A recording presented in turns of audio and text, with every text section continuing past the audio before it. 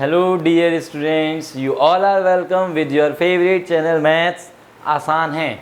और आज हम फंक्शंस को कंटिन्यू कर रहे हैं। हमारे 1.2 एक्सरसाइज के जो क्वेश्चंस थे अप टू 7 क्वेश्चंस हमने कर लिए थे। उसके बाद वाले जो क्वेश्चंस हैं आज हम कंप्लीट करते हैं एक्सरसाइज 1.2 को। ठीक है, तो चलिए स्टार्ट करते हैं बेटा। 7th क्वेश्चन जो है उसका फर्स्ट पार्ट हमारा लास्ट वीडियो में ख़त्म हो चुका है। उसका जो सेकंड पार्ट है देखते हैं क्या है सेकंड पार्ट में। स्पेशली दिया हुआ है कि हमें फंक्शन f क्वेश्चन नंबर 7 का ये सेकंड पार्ट है और this is your exercise 1.2। This is a function f from r to r fx is equals to 1 plus में एक्स स्क्वायर। ये हमें दिया हुआ है।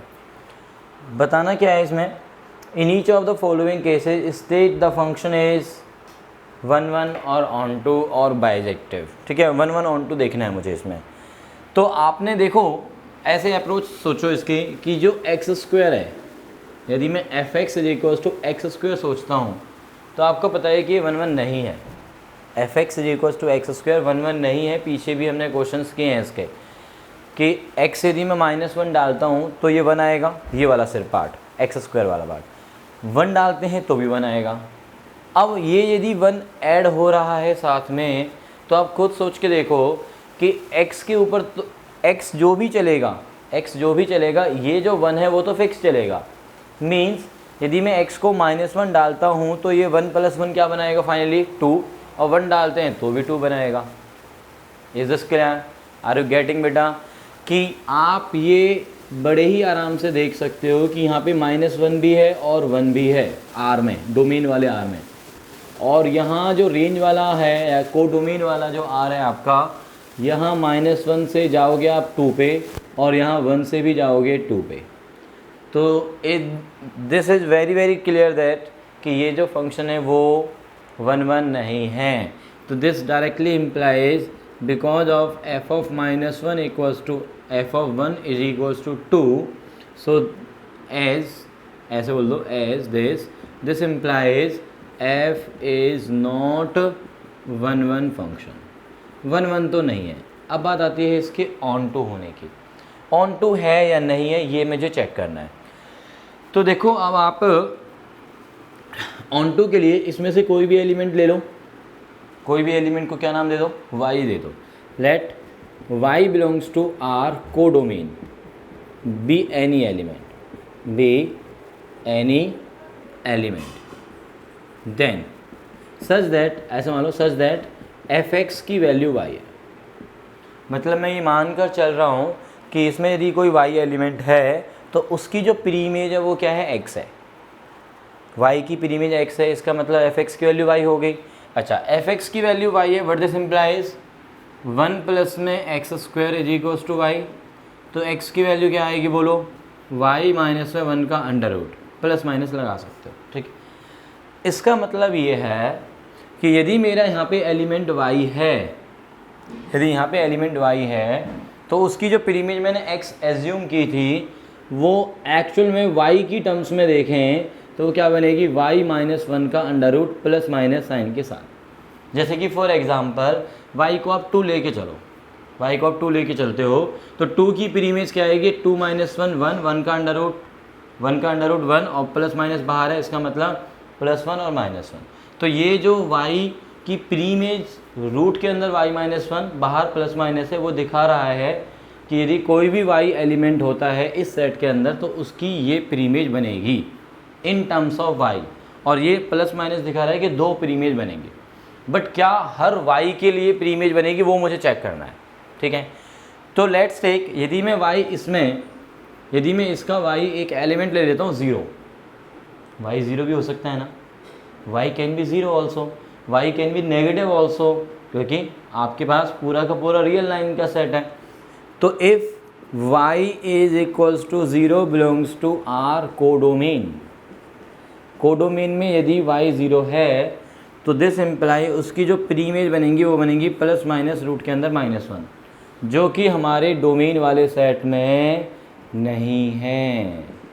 इसका मतलब जो ये पॉजिटिव नंबर्स वाले हैं जैसे 2 है, 3 है, 5 है, क्योंकि आप 2 3 5 कुछ भी ऐसा डालोगे तो यहाँ पे वैल्यू एग्जिस्ट करेंगी जो कि यहाँ पे आएंगी, ठीक है।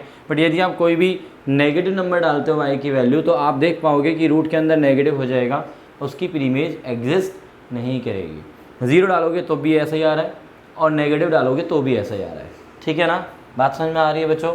और इवन यदि आप 1 से थोड़ा कम डालते हो, 0.9 भी डालते हो तो भी ये नेगेटिव बनेगा, तो भी उसकी प्रीमेज एग्जिस्ट नहीं करेगी। तो x equals to this does not belongs to codomain, sorry domain implies f is not onto. इसका मतलब फंक्शन ऑन टू नहीं है, तो ना तो ये 1 1 है और ना ही ये ऑन टू है। I think it's clear to you, okay. तो चलिए नेक्स्ट क्वेश्चन पे आते हैं। यस, क्वेश्चन नंबर 9 पे आते हैं, सॉरी क्वेश्चन नंबर 8 भी नहीं हुआ ना, क्वेश्चन नंबर 8 पे आते हैं, ठीक है। ये थोड़ा सा अलग है क्वेश्चन नंबर 8। ये डन बच्चों, ओके। चलिए तो क्वेश्चन नंबर 8 को जल्दी से रीड करो। भाई आप बोर्ड पे लिखने का इंतज़ार क्यों करते हो, आप बुक साथ में रखा करो, कम से कम क्वेश्चन तो पढ़ लिया करो भाई। तो जल्दी से क्वेश्चन को पढ़ो, बुक को साथ में रखा करो। जब भी आप चैनल से पढ़ रहे हो बेटा, तो आपकी ड्यूटी बनती है कि आप अपना बुक साथ में रखें, ठीक है, और साथ में अपना पेन, नोटबुक, सारा कुछ नोट्स भी बनाएं अच्छे से, और क्वेश्चन को ज़रूर पढ़ें। और जब आपको लगे कि यार ये टॉपिक हमें समझ में आ गया है, सर क्वेश्चन कराने वाले हैं, क्वेश्चन नंबर बोल रहे हैं, ये वाला क्वेश्चन करना है, तो ट्राई करो कि वीडियो को पॉज करो और ख़ुद से उस क्वेश्चन को करने की कोशिश करो, ठीक है। यदि नहीं होता है क्वेश्चन तो फिर ऑब्वियसली आप उसको देख सकते हो, और यदि हो जाता है तो उसको आप एक बार चेक कर सकते हो कि यस जो सर बता रहे हैं, जैसे सर ने बताया वैसे मैंने किया है नहीं किया है, ठीक है। ओके बच्चों, वेरी गुड। तो क्वेश्चन नंबर 8 पे आ गए हम। F is a function from a cross b से बी क्रॉस ए, और ए और बी क्या हैं, सेट्स हैं कोई भी, such that f of A B is equals to B comma A. Okay, f of A B is equals to B comma A. हमें show करना है कि दिस फंक्शन इज बाइजेक्टिव, मतलब 1 1 भी है और ऑन टू भी है। हमें क्या प्रूव करना है कि ये 1 1 भी है और ऑन टू भी है। तो देखते हैं, पहले इसका मीनिंग समझो कि ये फंक्शन किस तरह से डिफाइंड है। जो अभी तक हमने जितने भी एग्जाम्पल्स किए हैं उन सभी में आपने एक बात नोटिस की होगी कि यहाँ पे जनरली x लिखा होता है। तो यहाँ पे जो x है ना, वो कैसा एलिमेंट है, x वो इस सेट का एलिमेंट है। और यहाँ पे जो एलिमेंट होते हैं a क्रॉस b के अंदर, वो कैसे एलिमेंट होते हैं, ऑर्डर्ड पेयर्स। कैसे एलिमेंट होते हैं वो, ऑर्डर्ड पेयर। तो जो हमारी डोमेन है ना, यहाँ पे जैसे यहाँ पे ये डोमेन है, ये a क्रॉस b है, और ये हमारी कोडोमेन है b क्रॉस a। यहाँ पे जो एलिमेंट होंगे वो ऐसे होंगे 1, 2, 3, 4, 5, 7, ऐसे कुछ पेयर्स होंगे। वो हमें एग्जैक्टली नहीं पता, मतलब एक रफ आइडिया दे रहा हूँ मैं कि इस तरह के कुछ पेयर्स हमारे पास ए क्रॉस बी में होंगे। और जो ए क्रॉस बी में पेयर्स होते हैं तो बी क्रॉस ए में उसका रिवर्स वाले होते हैं। यदि 1 2 है तो यहाँ पे 2 1 होगा ही होगा, पक्का ये बात। ऐसे यहाँ पे 4 3 होगा ही होगा, 7 5 होगा ही होगा, एंड सो ऑन। ओके, अब वो डिफाइन कैसे कर रहा है कि यदि कोई ए कोमा बी पेयर यहाँ पे है तो उसकी जो इमेज है वो क्या बनेगी, बी कोमा ए पेयर। मतलब 1, 2 की इमेज क्या होगी, 2, 1 पेयर, लाइक दिस। 3, 4 की 4, 3, 5, 7 की 7, 5, एंड इसी तरह से आप बोल सकते हो कि यदि यहाँ पे कोई पेयर x, y है तो उसकी इमेज क्या हो रही होगी, y, x पेयर बन रही होगी, ठीक है। यदि यहाँ पे सपोज करो से मैंने कहा राज सिमरन है, से यहाँ पे कोई पेयर राज सिमरन है, तो उस राज सिमरन पेयर की जो इमेज बनेगी वो क्या बनेगी बेटा, सिमरन राज बनेगी। Got it. इस तरह से यहाँ पे इमेजेस बन रही हैं, ठीक। अब हमें देखना है कि ये 1 1 है या नहीं। 1 1 पहले चेक करते हैं। तो लेट्स स्टार्ट विद 1 1। तो 1 1 के लिए क्या करना होता है हमें, 1 1 के लिए हमें क्या करना होता है, in general late x1 x2। अब देखो स्टेटमेंट वही पढ़ो जो हमारी डेफिनेशन वाली, let x1 and x2 belonging to the domain such that f of x1 is equals to f of x2। तो लेट x1 एक पेयर मान लेता हूँ a कॉमा बी, ये पूरा एक x1 हो गया, और इसी तरह से एक x2 नाम का ये हो गया, x1 x2 belonging to the domain such that their images are equal, their images are equal. F of x1 is equal to f of x2 लेके चला। अब मुझे शो करना है कि x1 is equal to x2। Okay चलो, f of A b की value क्या आएगी बताओ। एफ ऑफ ए बी हमें डिफाइंड है बी कॉमा ए, और एफ ऑफ सी डी क्या हो जाएगा d comma c, f of c d by definition, ठीक है। अच्छा, जब दो ऑर्डर्ड पेयर्स इक्वल होते हैं तो इसका मतलब ये इसके इक्वल होगा, this imply b equals to d और ए इक्वल्स टू सी। यहाँ पे आप मेंशन करोगे by equality of ordered pairs, ordered pairs की इक्वालिटी से ये आया, ठीक है। अच्छा, जब बी डी के इक्वल है और ए सी के इक्वल है तो अगेन आप कह सकते हो कि A comma B is equals to C comma D होगा। भाई ए सी के इक्वल है, बी डी के इक्वल है, तो यदि आप पेयर की फॉर्म में लिखोगे ए कॉमा बी और सी कॉमा डी तो ये दोनों आपस में इक्वल होंगे again by the equality of ordered pairs. तो व्हाट दिस इम्प्लाइज, ये हो गया x1, ये हो गया x2, इक्वल आ गए, implies f is 1 function. Got it, ये हो गया पहला स्माइली आपके लिए। अब दूसरा मतलब ऑन टू के लिए हमें क्या करना होगा, ऑन टू के लिए हमें ये प्रूव करना होगा कि यहाँ पे जो एलिमेंट हैं, कहाँ पे यहाँ पे यदि कोई भी एलिमेंट है तो उस एलिमेंट की प्री इमेज इसमें होगी, ठीक है। यहाँ यदि कोई भी एलिमेंट है तो उस एलिमेंट की प्री इमेज यहाँ पे होगी, ये मुझे प्रूव करना है ऑन टू के लिए। तो चलिए स्टार्ट करते हैं ऑन टू वाला पार्ट। ये जो मैंने बताया था, एक रफ आइडिया दिया था, उसको मैं यहाँ से हटा देता हूँ।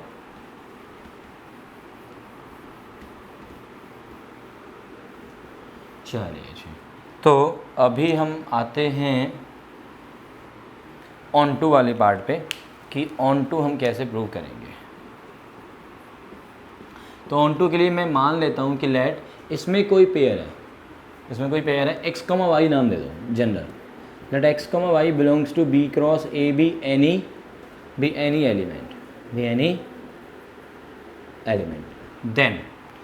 अब ध्यान देना यहाँ पे वो जो डेफिनेशन है उसके हिसाब से ना चल के डेफिनेशन को प्रूव देखो, प्रूव तो डेफिनेशन वाला पार्ट ही करना है, बट इसमें इन जनरल जो वे होता है हमारा ये उसको यूज नहीं करना, उसको यूज नहीं करेंगे, ठीक है। दूसरे तरीके से सोचेंगे तो कैसे करना है कि एक्स कमा वाई यदि बी क्रॉस ए में है तो मैं कह सकता हूँ what this implies x belongs to B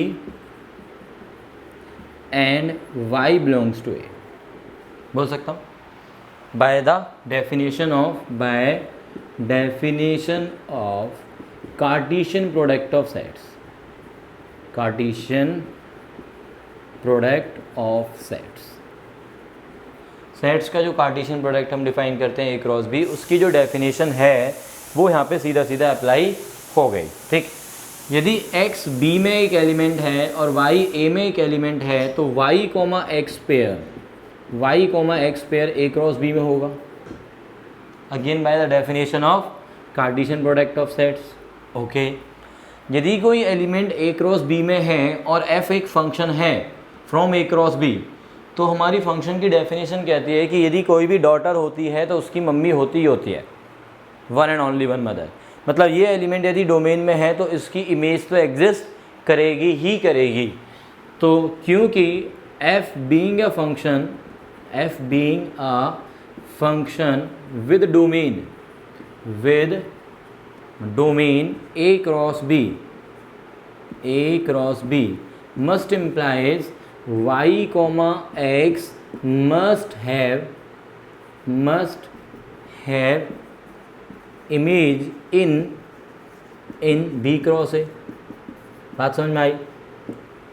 अब y कॉमा एक्स एलिमेंट की इमेज बनेगी तो वो कैसे बनेगी, वो हमारे फंक्शन की डेफिनेशन के अकॉर्डिंगली ही बनेगी। So this implies f of y comma x is equals to, क्या बनेगा बोलो। यदि y कॉमा एक्स है तो उसकी इमेज क्या बनेगी, a कॉमा बी की b कॉमा a, तो y कॉमा एक्स की x कॉमा y बनेगी by definition of given function of given, ठीक है जी। व्हाट दिस इम्प्लाइज, ये क्या इम्प्लाइज कर रहा है बताओ अब जल्दी से। हम क्या लेके चले थे, हम क्या लेकर चले थे, x, y एलिमेंट लेकर चले थे किसका, b क्रॉस a का, और मैंने इसके अंदर एक एलिमेंट ढूंढा जिसका नाम था y, x, जो कि इस तरह से है कि x, y की प्री इमेज है, वो y, x की इमेज x, y है, मतलब x, y की प्री इमेज मैंने ढूंढ ली। तो this implies for each x, y belonging to b cross a there exist y, x belonging to a cross b such that f of y, x is equals to x, y implies f is onto function। समझ में आया बच्चों? ये हो गया आपका second smiley, happily proved. तो इस क्वेश्चन को लिखने का थोड़ा सा जो लहजा है, यदि आपने पहले कर रखा है और इस तरह से नहीं लिखा है तो प्लीज़ आई एडवाइस यू कि CBSE में जितना ज़्यादा आप लिखने के तरीके को सही करोगे, सही तरीके से प्रेजेंटेशन करोगे अपने आंसर्स की, तो आपके मार्क्स कहीं नहीं जाएंगे, आपको पूरे नंबर मिलने वाले हैं। बट यदि आप प्रेजेंटेशन वे सही नहीं रखोगे तो ऑब्वियसली जो टीचर्स हैं वहाँ पे जो CBSE की चेकिंग करते हैं, I am one of them, तो वहाँ पे फिर मार्क्स कटने के आपके चांसेस पूरे हैं, ठीक है। तो CBSE के लिए स्पेशली मैं बात कर रहा हूँ, मतलब जो भी बोर्ड्स हैं, ठीक है, CBSE, ICSE और भी जो स्टेट बोर्ड्स होते हैं, उन सभी में बेटा प्रेजेंटेशन वे जो है वो आपका मैटर करता है, ठीक है, और वो आपको अच्छे से करना चाहिए, ठीक है। तो चलिए नेक्स्ट क्वेश्चन पे आते हैं हम, क्वेश्चन नंबर 9। क्वेश्चन नंबर 9 क्या है वो भी देखते हैं। तो चलो इतना मैं रब कर रहा हूँ बेटा, क्वेश्चन नंबर 9 जल्दी से नोट करो और ट्राई करो खुद से कि क्या उसका सॉल्यूशन होना चाहिए, 1-1 होना चाहिए, नहीं होना चाहिए, इसी तरह से ऑन टू होना चाहिए या नहीं, ठीक है। तो जल्दी से मुझे चेक करो और जल्दी से मुझे बताओ।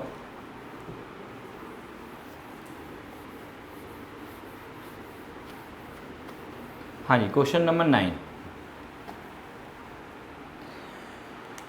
ये हो गया हमारा question number 9। f is from n to n, f is from n to n defined bye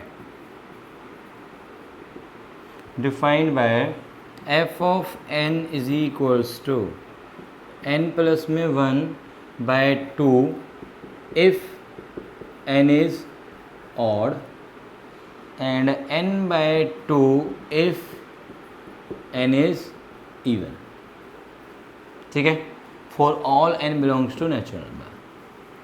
इसने इस बार फंक्शन को पार्ट्स में डिफाइन किया है, ठीक है। जब भी हम फंक्शन को पार्ट्स में बोल रहे, पीसेज में बोल लो, पीसेज में डिफाइन करते हैं, जैसे कि यहाँ पे डिफाइन किया गया है, तो ऐसे फंक्शंस को एक स्पेशली नाम भी दिया जाता है, that is called piecewise functions. क्या बोला जाता है ऐसे फंक्शंस को जो कि पीसेज में डिफाइंड होते हैं, ऐसे फंक्शंस को हम बोलते हैं piecewise functions. Functions defined in pieces, टुकड़ों में डिफाइंड, ठीक है। तो इसमें 2 टुकड़े बना दिए उन्होंने कि यदि आपकी डोमेन का जो n है, क्योंकि वो नेचुरल नंबर है, यदि वो ऑड नंबर होता है तो उस n ऑड नंबर की जो इमेज बनेगी वो क्या बनेगी, n + 1/2। फॉर एग्जांपल जैसे कि यहाँ पे आप देख सकते हो, आप ऐसे देखो कि यहाँ पे नेचुरल नंबर है, यहाँ पे भी नेचुरल नंबर है आपके पास। यदि यहाँ पे 1 है, ऑड नंबर है 1, तो 1 की इमेज क्या बनेगी, 1 + 1/2, यानी कि 1 की इमेज 1 ही बनेगी। फिर 2 है, अब 2 कैसा नंबर है आपका, इवन नंबर है, तो इवन नंबर की इमेज क्या बनेगी, एन इवन है तो 2 की इमेज बनेगी 2/2, यानी कि वो 1। अरे वाह, मतलब यहाँ मैंने जस्ट स्टार्टिंग करी तो मुझे देखने को एक चीज़ तो मिल गई, क्या कि ये फंक्शन 1-1 नहीं है। तो it is very clear that because of f of 1 is equals to f of 2 which is equals to 1, but 1 और 2 इक्वल नहीं है, इनकी different elements have the same image. तो this implies f is not 1-1। और जिस तरह से इन्होंने क्वेश्चन पूछा हुआ है state whether the function is bijective, justify your answer. तो उस हिसाब से तो मैं बोल सकता हूँ अब कि क्योंकि ये 1 1 नहीं है, ऑन टू चाहिए हो भी जाए, ठीक है, ऑन टू चाहिए हो भी जाए तो भी ये बाइजेक्टिव तो नहीं होगा ना। बाइजेक्टिव होने के लिए क्या होना चाहिए, 1 1 भी होना चाहिए और ऑन टू भी होना चाहिए। बाइजेक्टिव की सिंपल सी डेफिनेशन है कि 1 1 भी एंड ऑन टू भी। तो ये 1 1 नहीं है तो इसका मतलब आप सीधा यहीं पे बोल सकते हो therefore f is not bijective, f bijective नहीं है। Got it? Is this clear to you? समझ में आ गया है? ओके चलिए नेक्स्ट आते हैं हम क्वेश्चन नंबर 10 पे। Question number 10, f is from a to b, f is from a to b, fx की वैल्यू दी हुई है r माइनस में 2, ओ सॉरी fx की वैल्यू, fx की वैल्यू है x माइनस का 2 अपॉन में x माइनस का 3, वेयर जो ये a सेट है वो a सेट हमें दिया हुआ है बेटा r माइनस का 3 और जो b सेट है वो दिया हुआ है r माइनस का 2, ठीक है। मतलब पूरा का पूरा रियल नंबर्स, अरे ये क्या हो रहा है यार, r माइनस 2 कहाँ से देख रहा हूँ मैं, r माइनस 1 है, सॉरी। ए जो सेट है वो है r माइनस 3 और जो b सेट है वो है r माइनस 1। इट मीन्स सारे के सारे रियल नंबर सिर्फ 3 छोड़ के सारे रियल नंबर्स एक्सेप्ट 1। तो ये a और b दो सेट्स हमें दिए हुए हैं और फंक्शन हमें डिफाइंड है fx की जो इमेज, मतलब x की जो इमेज है वो क्या दी हुई है, x माइनस 2 अपॉन में x माइनस 3।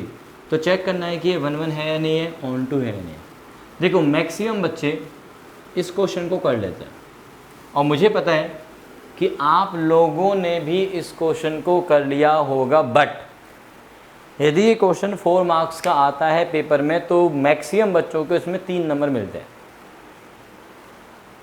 मैक्सिमम बच्चे इस क्वेश्चन में कितने नंबर ले पाते हैं, 3 नंबर। 1 नंबर की जो मिस्टेक है वो क्या करते हैं वो अभी आपको पता चलेगा ऑन टू वाले पार्ट के अंदर, ठीक है। तो 1 1 तो बहुत ही सिंपल है। 1 1 के लिए क्या करोगे आप, let f of x1 is equals to f of x2।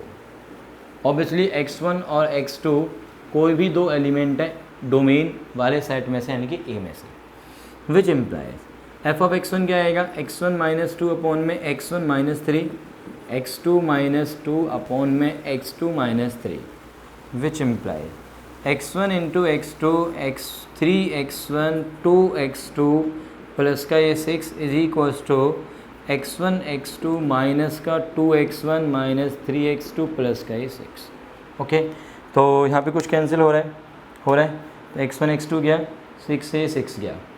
Okay this implies 3x1 minus का है यहाँ पे और माइनस का 2x1 है तो क्या बचेगा, माइनस का x1 बचेगा इधर और राइट साइड में इसी तरह से यहाँ पे क्या बचेगा जी, बोलो जल्दी से, माइनस का 3x2 है और राइट साइड में जाएगा प्लस का 2x2 तो माइनस का x2, which implies x1 is equals to x2। इसका मतलब f इज़ 1 1, f इज़ 1 1। देखो जब आप डायरेक्टली ये ना सोच पा रहे हो कि यार क्या एग्जाम्पल होगा, एग्जाम्पल नहीं सोच पा रहे हो आप नॉट 1 1 के लिए, तो आप 1 1 वाला जो तरीका है वो अपना स्टार्ट कर दो, ठीक है। यहाँ पे लास्ट में यदि x1 इक्वल्स टू x2 आ जाता है तो हमारा 1 1 हो गया। यदि नहीं आता है, x1 इक्वल्स टू x2 नहीं प्रूव कर पा रहे हो, गड़बड़ आ रही है, तो इसका मतलब फिर आप दोबारा से एग्जाम्पल सोचना शुरू कर दो, ठीक है। या फिर x1 और x2 के बीच में कोई रिलेशन आ जाता है लास्ट में जाके कि x1 प्लस में x2 इज इक्वल्स टू 1, तो उस एग्जाम्पल को सेटिस्फाई करने वाले x1 x2 सोच लो, वही आपको बता देंगे कि फंक्शन 1 1 नहीं है। ऐसा एग्जाम्पल आप बड़े आराम से सोच सकते हो। जब आएंगे क्वेश्चंस उस टाइप के जो CBSE में आए हुए हैं, जब मैं वो वाले क्वेश्चंस कराऊंगा तो मैं वहाँ पे एक बार दोबारा से एक्सप्लेन कर दूंगा आपको, ठीक है। तो चलिए अभी इसका हम ऑन टू वाला पार्ट करते हैं जल्दी से। ऑन टू क्या है,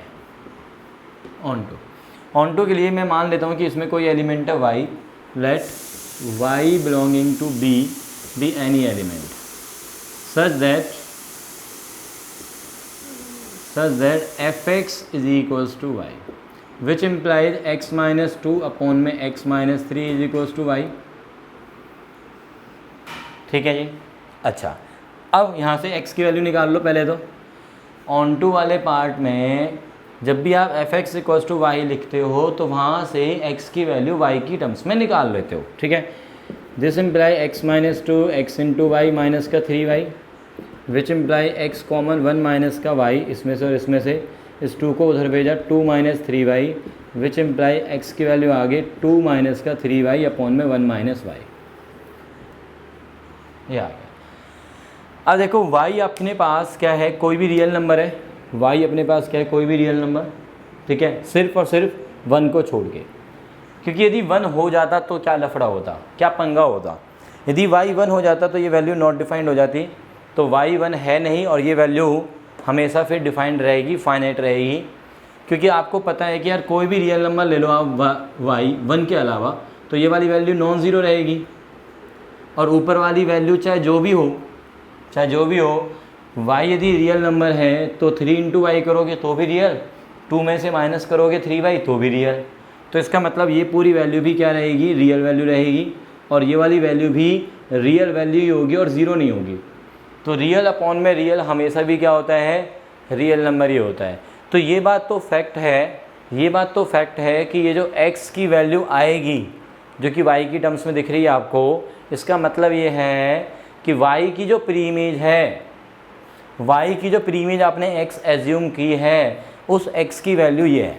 मतलब ऐसे डायग्राम सोचो कि यदि आपका यहाँ पे y एलिमेंट है तो उस एलिमेंट y की जो प्रीइमेज है वो क्या है बेटा, क्या है उस वैल्यू का नाम 2 माइनस 3y अपॉन में क्या है 1 माइनस का y, ये है y की प्रीइमेज मिल गई आपको, ठीक है। और ये भी पता चल रहा है कि यदि y कोई भी रियल नंबर ले रहे हो आप b में से जो कि 1 नहीं है ऑलरेडी, उसकी जो प्रीइमेज है वो भी रियल नंबर है। बट क्या आपको ये पता चल पा रहा है कि ये जो वैल्यू है जो रियल नंबर में है, ये तो श्योर है कि ये रियल नंबर होगा, बट अभी तक ये श्योरिटी नहीं हुई है कि ये रियल नंबर 3 नहीं हो सकता। ये श्योरिटी नहीं हुई है कि ये रियल नंबर 3 नहीं हो सकता, क्योंकि देखो यदि कोई y ऐसा एग्जिस्ट किया कि जिसने इस पूरी वैल्यू को सॉल्व करके 3 बना दिया, सपोज करो ऐसा कोई y है, ठीक है, बी सेट में, कि सच दैट जब y इसमें डालते हैं वो वाला तो ये x की वैल्यू 3 निकल के आ गई। भाई रियल नंबर निकल के आ रही है तो 3 भी आ सकती है। यदि ये 3 आ गई तो मैं बोलूँगा कि वो जो y होगा इधर वाला उसकी प्रीइमेज 3 है, बट 3 तो यहाँ पे है नहीं, तो इसका मतलब उस एलिमेंट की प्रीइमेज तो एग्जिस्ट नहीं करेगी। तो इसका मतलब मुझे ये शो करना पड़ेगा कि कोई भी एलिमेंट इसका उसकी प्रीइमेज जो ये आ रही है, यानी कि ये जो y है उसकी प्रीइमेज ये वाली जो है वो कभी भी 3 नहीं हो सकती, वो हमेशा ए सेट में होगी, मतलब रियल नंबर्स तो होगी बट 3 नहीं होगी। ये मुझे शो करना पड़ेगा और मैक्सिमम बच्चा इस बात को शो करके नहीं आता, वो सीधा बोल देते हैं कि this belongs to the set a. अरे वाह भैया, आपने अभी प्रूव ही नहीं किया ना कि ये वैल्यू 3 नहीं हो सकती। तो हम मान लेते हैं लेट इफ पॉसिबल कि ये वैल्यू 3 हो रही है, हम मान लेते हैं कि ये वैल्यू 3 है किसी y के लिए, तो क्या होगा देखो, 2 माइनस में 3y must be equals to 3 minus 3y, 3y cancel हो गए तो 2 इक्वल्स टू 3।